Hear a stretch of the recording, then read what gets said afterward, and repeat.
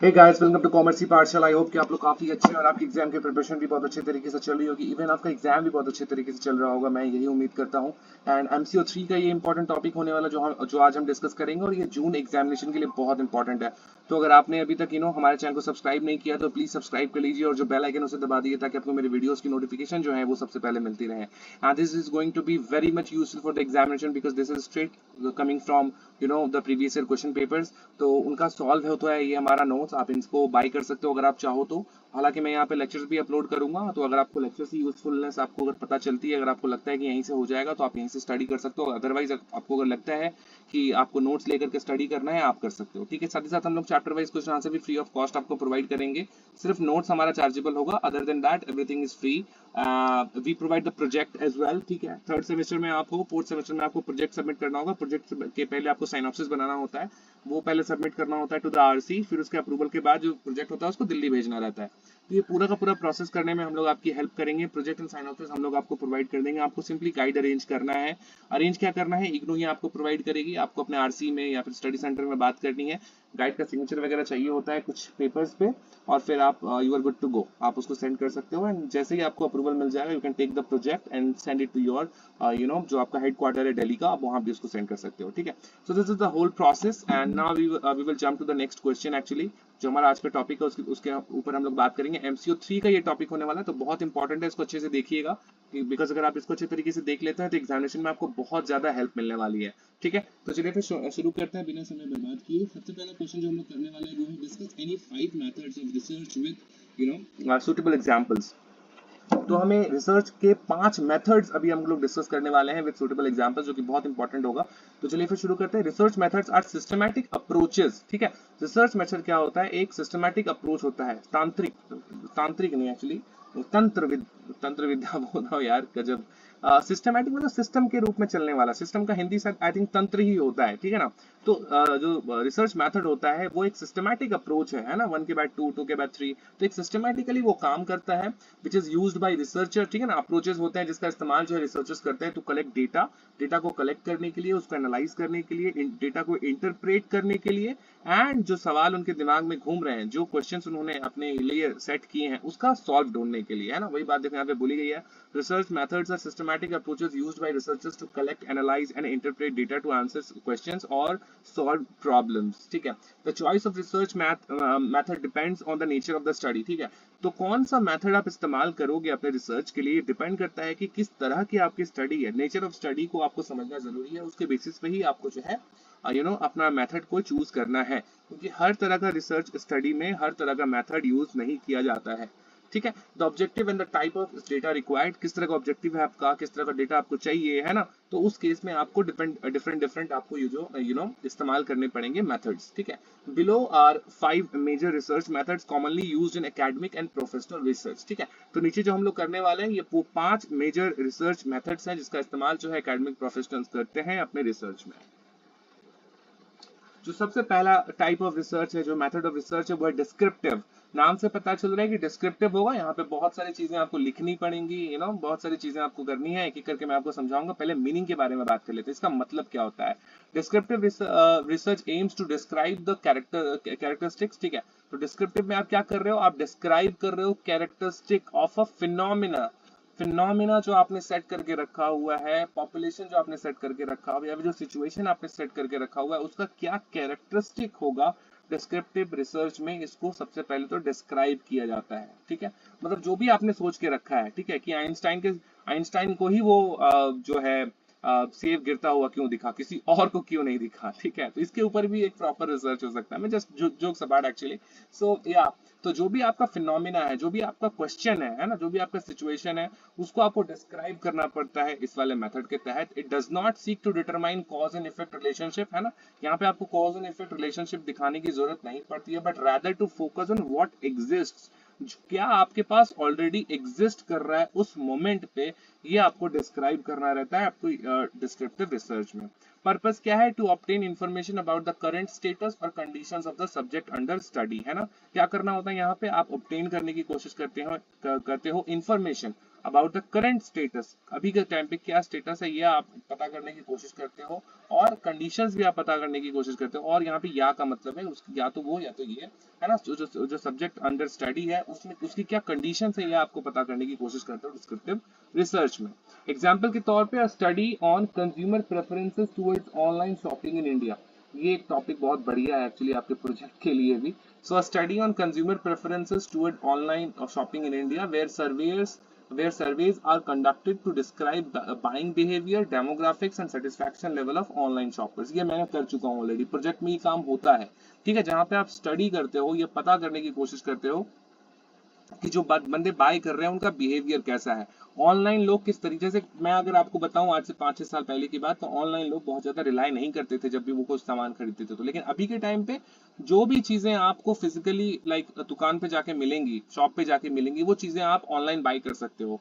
तो वो जो डिपेंडेंसी थी बाहर के शॉप के ऊपर वो घटी है, एंड ऑनलाइन शॉपिंग के ऊपर लोगों का जो विश्वास है वो थोड़ा और बढ़ा है, ठीक है ना। तो यहाँ पे हम लोग क्या करते हैं, हम लोग बाइंग बिहेवियर को समझने की कोशिश करते हैं, डेमोग्राफिक्स को समझने की कोशिश करते हैं कि शहरों से ज्यादा डिमांड आ रही है या फिर गांवों से ज्यादा डिमांड आ रही है ना। डेमोग्राफिक्स भी हम लोग को समझ में आता है, satisfaction level of online shopper भी समझ में आता है, क्योंकि एक बंदा अगर एक बार शॉपिंग करके दोबारा अगर वो शॉपिंग कर रहा है, इसका मतलब है कि ऑनलाइन प्रोडक्ट उसका अच्छा आया था, उसका सेटिस्फेक्शन लेवल अच्छा है, that is why he is buying again on online, right. तो ये भी एक चीज आपको जो है यहाँ पे पता चलती है। टूल्स कौन सा इस्तेमाल करते हैं हम लोग, यहाँ पे सर्वे का इस्तेमाल करते हैं, क्वेश्चनियर्स रहते हैं, number of sets of questions होते हैं जिसको आंसर करना रहता है, या फिर ऑब्जर्वेशनल मेथड का भी इस्तेमाल इसमें किया जाता है। तो ये कुछ टूल्स है जिसका इस्तेमाल किया जाता है इस वाले मेथड ऑफ रिसर्च में, डिस्क्रिप्टिव रिसर्च में। नेक्स्ट पॉइंट है हमारा experimental research, meaning experimental research involves manipulating one variable, है ना। यहाँ पे आप एक वेरिएबल को मैनिपुलेट कर रहे हो, उसको आप चेंज कर रहे हो, उसमें आप उसको इन्फ्लुएंस कर रहे हो to observe its effect on another variable. जब आप उसको इन्फ्लुएंस कर रहे हो तो आप ये चेक करने की कोशिश कर रहे हो कि जिसको आपने इन्फ्लुएंस किया है उसका असर दूसरे जो वेरिएबल्स हैं उसके ऊपर क्या पड़ रहा है जिसको आपने इन्फ्लुएंस नहीं किया है, ठीक है। सो एक्सपेरिमेंट यहाँ पे आप कर रहे हो, that is why it is called experimental research. Okay, experimental research involves manipulating one variable, independent variable होना चाहिए, to observe its effect on another variable, है ना, जो कि डिपेंडेंट वेरिएबल होना चाहिए। अब एक वेरिएबल दूसरे के ऊपर डिपेंडेंट ही नहीं होगा तो मैं कुछ भी करूं दूसरे को क्या ही फर्क पड़ रहा है, राइट। तो वो under controlled condition, obviously conditions तो कंट्रोल्ड ही होगी, अगर खुला ही रहेगा सब कुछ तो कोई भी कहीं से भी भाग जाएगा, है ना। It is used to establish cause and effect relationship, यहाँ पे इसका इस्तेमाल जो है कॉज एंड इफेक्ट रिलेशनशिप मतलब बताने में भी किया जाता है। पर्पस क्या है, to test hypothesis and measure the impact of changes in one variable on another, है ना। हाइपोथेसिस हम लोग देखना डिजाइन करते हैं, बनाते हैं, जब भी हम लोग रिसर्च करते हैं तो वहां पे हम लोग ये हमारा जो मेन पर्पस है वो यही होता है कि हाइपोथेसिस के को मेजर करना, और जो इम्पैक्ट मैं बताने की कोशिश कर रहा हूँ कि अगर आप एक वेरिएबल को चेंज करोगे तो उसका क्या इम्पैक्ट पड़ेगा दूसरे वेरिएबल पे, उसको पता करना, ठीक है। एग्जाम्पल के तौर पे an experiment to determine the effect of different advertising techniques on consumer purchase decisions, है ना। ये एक एग्जाम्पल है जहाँ पे हम लोग ये एक्सपेरिमेंट करते हैं कि हम लोग सॉरी माफी चाहूंगा, okay, determine the effect of different advertising techniques, है ना, जो अलग अलग तरीके अपनाए जाते हैं, हथकंडे अपनाए जाते हैं लोगों को लुभाने के लिए कि भाई ये हमारा प्रोडक्ट है, ऐसे ये काम करता है, इसका ये बेनिफिट्स वगैरह है, कंज्यूमर डिसीजंस को चेंज करने के लिए वो एक्सपेरिमेंट जो है यहाँ पे किया जाता है, उसको भी हम लोग समझने की कोशिश करते हैं इसी मेथड के थ्रू, है ना। One group might see an emotional ad, एक ग्रुप हो सकता है कि किसी एड को वो इमोशनली वो कनेक्ट कर पाए उसके साथ, while another sees a rational ad, लेकिन कोई और जो है कोई रैशनल एड देखता है जो कि उसको बहुत सही लगता है, बैलेंस लगता है ना चीजों, रैशनल मतलब बैलेंस होना चीजों में, एंड रिजल्ट्स आर कंपेयर्ड, और फिर उन दोनों के रिजल्ट्स को कंपेयर किया जाता है, ठीक है। तो इस तरह के मेथड को कहेंगे एक्सपेरिमेंटल रिसर्च। टूल्स का इस्तेमाल होता है इसमें, लेबोरेटरी सेटअप्स का इस्तेमाल होता है, कंट्रोल एनवायरनमेंट तो होगा ही, एंड एक्सपेरिमेंटल ग्रुप्स भी यहाँ पे बनाए जाते हैं जिससे हम लोग ये कंपेयर कर पाते हैं कि जिसने इमोशनल वाला एड देखा उसका क्या इन्फ्लुएंस पड़ा उसके ऊपर, और जिसने रैशनल एड देखा उस पे ऊपर उसका क्या असर पड़ा। तीसरा पॉइंट है एनालिटिकल रिसर्च, ठीक है। मैं बहुत ज्यादा डिटेल में नहीं जाऊंगा, मैं मीनिंग एंड पर्पस आपको बता दे रहा हूँ, एग्जांपल एंड टूल्स आप खुद से कर लेना, स्क्रीन पे आपको दिख रहा है, ठीक है, बिकॉज नहीं तो लेक्चर फिर बहुत लंबा हो जाएगा और मीनिंग एंड पर्पस से ज्यादा इंपॉर्टेंट है। एग्जाम्पल तो आप चाहो तो दे सकते हो, एग्जामिनेशन में अच्छा ही रहेगा, ठीक है। Analytical research focuses on understanding complex phenomena by analyzing existing data, information और facts to draw meaningful conclusions, है ना। तो जो डेटा आपके पास अवेलेबल है, उसमें से कुछ मीनिंगफुल निकालने के लिए, देखो डेटा तो हमारे पास बहुत सारी चीजों को अवेलेबल होता है, लेकिन वो डेटा में से क्या मीनिंगफुल आपके लिए निकल पा रहा है, आपको कुछ समझ में भी आ रहा है, कुछ डेटा का क्या यूजफुलनेस है, क्या आपको पॉजिटिव कुछ नजर आ रहा है, नेगेटिव नजर आ रहा है, तो ये आपको ड्रॉ करना पड़ता है, ये ऑटोमेटिक नहीं समझ में आता है ना, ये आपको कुछ पैरामीटर सेट करने पड़ते हैं एग्जिस्टिंग डेटा के ऊपर, फिर आपको वहां से ना चीजें निकालनी पड़ती हैं। तो डेटा और इन्फॉर्मेशन में अंतर है, डेटा तो सबको मिल जाता है लेकिन इन्फॉर्मेशन नहीं मिलता, डेटा को इन्फॉर्मेशन में कलेक्ट करना पड़ता है ना, इसीलिए तो इसके ऊपर बहुत सारे कोर्सेज में भी बन गए डेटा इन्फॉर्मेशन के ऊपर, है ना। सो वो सारी चीजें हैं। सो एनालिटिकल रिसर्च जो होता है ये फोकस करता है अंडरस्टैंडिंग के ऊपर, किस चीज के अंडरस्टैंडिंग, कॉम्प्लेक्स फिनोमिना के ऊपर, जहाँ पे आप डेटा को जो एग्जिस्टिंग डेटा ऑफ इंफॉर्मेशन है आप उसको इस्तेमाल कर रहे हो और प्रोसेस कर रहे हो और आप मीनिंगफुल वहां से कंक्लूजन्स निकालने की कोशिश कर रहे हो। It goes beyond description to interpret and evaluate information critically. अब ये जो है डिस्क्रिप्शन के बियॉन्ड चला जाता है, जहां पे ये इंटरप्रेट करने की कोशिश करता है और इवेल्युएट करने की कोशिश करता है इंफॉर्मेशन को क्रिटिकली। पर्पस क्या है? To analyse and interpret existing data to understand better patterns, trends and relationships. ठीक है, इसका पर्पस होता है एनालाइज करना, इंटरप्रेट करना एग्जिस्टिंग डेटा को, ताकि वो जो पैटर्न्स है, जो डिफरेंट पैटर्न्स है उसको वो समझ सके, ट्रेंड्स को वो समझ सके और रिलेशनशिप्स को भी अच्छे तरीके से वो समझ सके। एग्जाम्पल एंड टूल्स आप कर लीजिएगा। चौथा पॉइंट है क्वालिटेटिव रिसर्च। मीनिंग क्या है? Qualitative research explores human behaviour, opinions and motivations through non numerical data, है ना। क्वालिटेटिव रिसर्च का इस्तेमाल जो है ह्यूमन बिहेवियर्स को एक्सप्लोर करने के लिए किया जाता है, ओपिनियंस को एक्सप्लोर करने के लिए किया जाता है, जो मोटिवेशंस आपको होते हैं किसी भी काम को करने के लिए, या फिर जो नॉन न्यूमेरिकल डेटा इसका इस्तेमाल किया जाता है इन सारी चीजों को एक्सप्लोर करने के लिए, समझने के लिए, है ना। नॉन न्यूमेरिकल डेटा, क्वालिटेटिव की बात हो रही है, क्वांटिटी की बात नहीं हो रही है, ठीक है ना। It provides deep insights into perceptions, beliefs and attitude. Definitely यहाँ पे क्वालिटी है, क्वांटिटी तो है नहीं, तो यहाँ पे हम लोग क्या पता चलता है, हम लोग यहाँ पे परसेप्शंस पता चलता है किसी चीज का।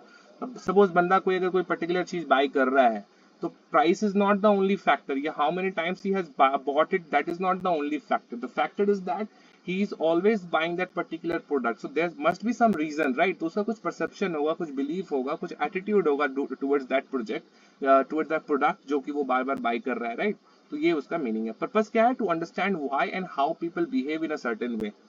आया ना समझ में? वही चीज जो मैंने बोली आपको, वही बात है यहाँ पे, कि आप ये अंडरस्टैंड करने की कोशिश कर रहे हो कि कोई भी बंदा क्यों और कैसे बिहेव कर रहा है, वो उसी तरीके से क्यों बिहेव कर रहा है, वो डिफरेंटली क्यों नहीं बिहेव कर रहा है ना। तो ये क्वालिटेटिव अप्रोच में हम लोग पता करने की कोशिश करते हैं। एग्जाम्पल के तौर पे देखो दिया हुआ एग्जाम्पल, टूल्स भी यहाँ पे बताए गए, इंटरव्यूज, फोकस ग्रुप्स का इस्तेमाल किया जाता है।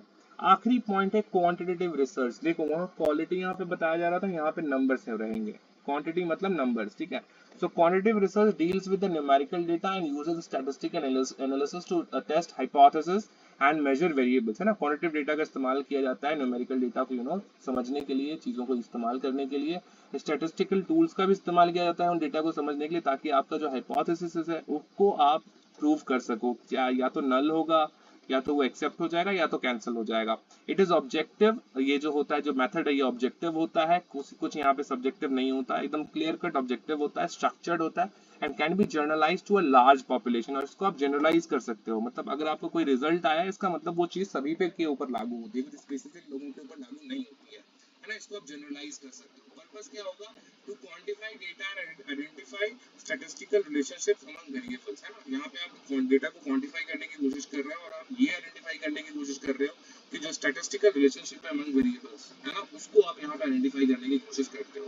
तो ये 5 पॉइंट्स थे जिसका इस्तेमाल जो है रिसर्च में किया जाता है। कंक्लूड कर देता हूँ, फिर अगले टॉपिक के ऊपर डिस्कस करेंगे। Research each research method serves a distinct purpose.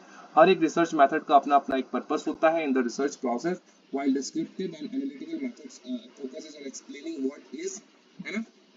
Descriptive और एनालिटिकल मेथड ये समझाने की कोशिश करता है कि क्या है, व्हाट इज क्या है। एक्सपेरिमेंटल मेथड हमें ये बताने की कोशिश करता है कि वो चीज क्या है तो समझ में आ गया, पर क्यों है, ओके, क्यों है और कैसे है ये बताने की कोशिश करता है। At the same time qualitative method का इस्तेमाल किया जाता है ह्यूमन एक्सपीरियंसेस को कैप्चर करने के लिए, वेयर एज क्वांटिटेटिव अगर उसकी बात करें तो उसको मेजर किया जाता है, एज ए एविडेंस उसका इस्तेमाल किया जाता है, ठीक है ना, उसका अप्रोच वो होता है। An effective researcher often combines more than one method, एक जो अच्छा रिसर्चर होगा, इफेक्टिव रिसर्चर होगा, वो एक से ज्यादा मेथड्स का इस्तेमाल करेगा, मिक्स्ड मेथड्स का इस्तेमाल करेगा to achieve comprehensive and reliable result, ताकि वो इसको एक कॉम्प्रिहेंसिव और एक रिलायबल रिजल्ट उसको मिल पाए। तो this is the topic that we have discussed. I hope you have liked it. अगर आपको पसंद आया तो प्लीज लाइक, कमेंट और शेयर करो अपने दोस्तों के साथ।